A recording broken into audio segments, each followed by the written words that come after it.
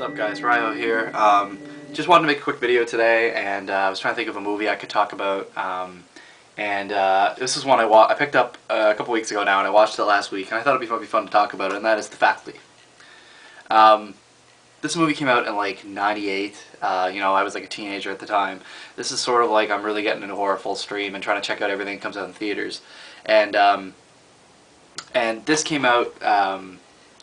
Josh Hartnett had been in Halloween H2O at this point, and he was like one of the main roles in this. So, I definitely wanted to check it out. It's directed by Robert Rodriguez, who at this point has only done he's done El Mariachi, Desperado, Dusk Till Dawn, a few other things here and there, kind of thing. It was also written by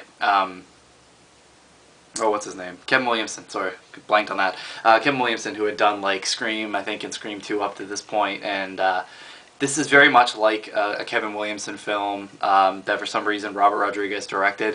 It's kind of a weird movie. I think he must have had to do something for the studios to make a few bucks or something. I don't know what it was, but just doesn't seem like something that Robert Rodriguez would make, but definitely like a Kevin Williamson film. It has a slew of actors in it. Like I said, Josh Hartnett, who at this point had done like H2O. And notably, also it has Elijah Wood, who now has done Lord of the Rings and all that stuff. But at the time, he'd done a lot of stuff when he was a kid. He'd done like he had that cameo in Back to the Future Part 2. He was in Radio Flyer, The Good Son, which I always really liked. Forever Young with Mel Gibson. North, which Rambo Raft did a video on recently. You should definitely check that out. So he's sort of like trying to get into the teenage crowd at this time because he'd been like a child actor kind of thing.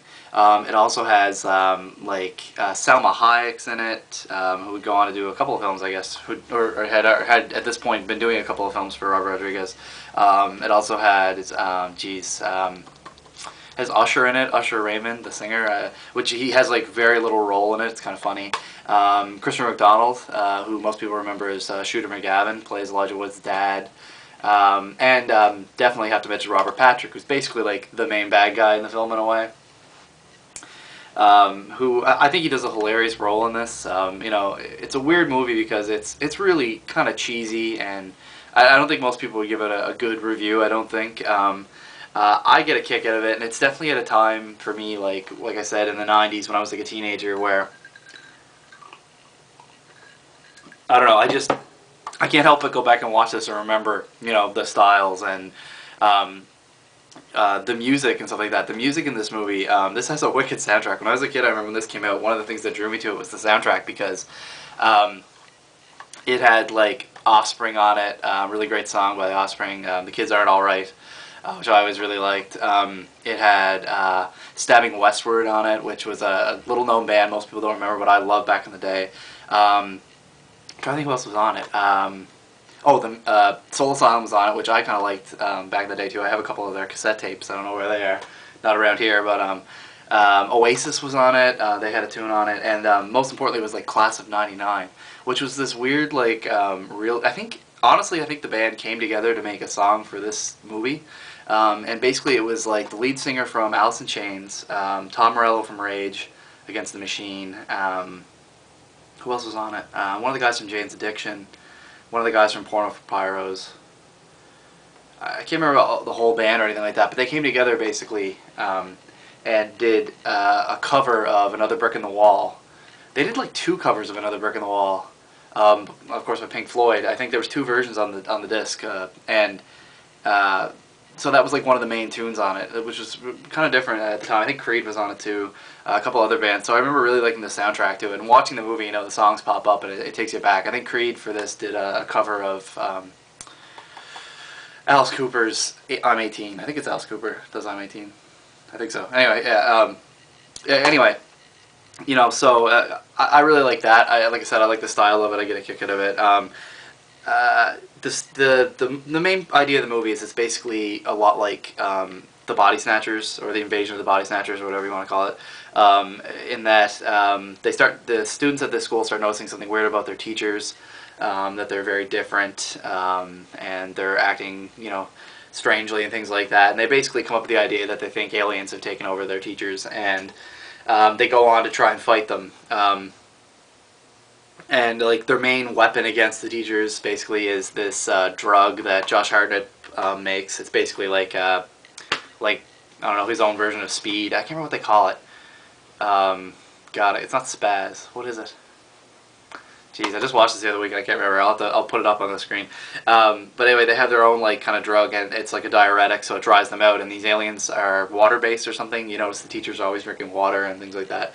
So that's basically their like weapon against them. There's very little gore in this. The scene that comes to mind is another weird actor to be in this movie, Jon Stewart. You know, from the Daily Show or whatever.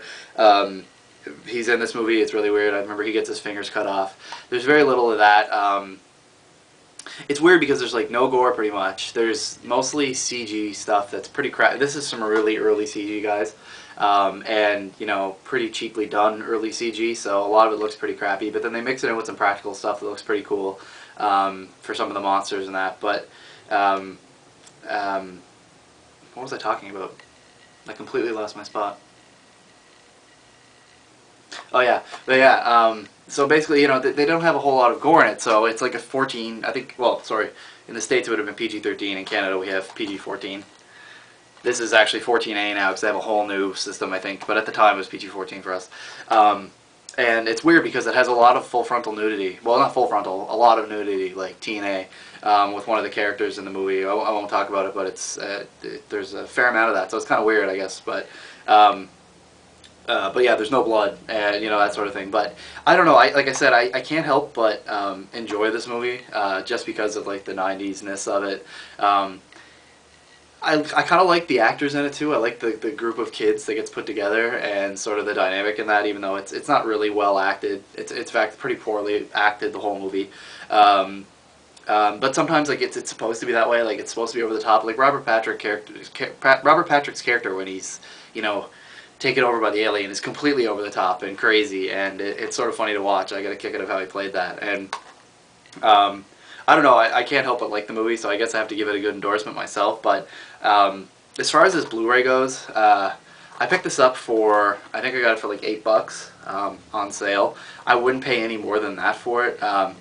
You know, not all Blu-rays are created equally, and it's something I was thinking about talking about, was doing a little video on Blu-rays maybe, but this one actually came out, it's actually 1080i, it's not 1080p high def, and I think it's only a 1.78 to 1 ratio, which, you know, 2.35, 2.4 is really what you're looking for a really nice Blu-ray. But I mean, it is an old, this is basically your bare bones DVD release as a Blu-ray. Like, this goes right into the movie. I don't even think it has a menu.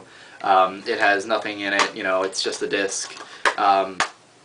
Yeah, like no special features. Like this is what you get, you know, for a bare bone Blu-ray release, kind of like, you know, you used to get bare bone DVDs, and maybe a nicer one will come out, but I doubt it because I don't think we really need a nicer version of this movie. So if you're gonna get it cheap or anything like that, or like a cheap DVD would even be better, because I mean it really looked grainy. I mean, it really didn't look that well at all. It looked like a DVD to me. So but you know, if you can get your hands on maybe the cheap Blu-ray, or even better, like a cheap, you know, used DVD or something like that, maybe you want to pick it up and give it a watch. Like I said, I can't really endorse the movie because there's something in it for me nostalgia-wise, I guess, at this time period. And like I said, I got a kick out of watching the 90s ooze off of this film, late 90s, and yeah, I got a kick out of it. But that's The Faculty. I just wanted to make a quick video on that, guys. Thought it'd be something for fun.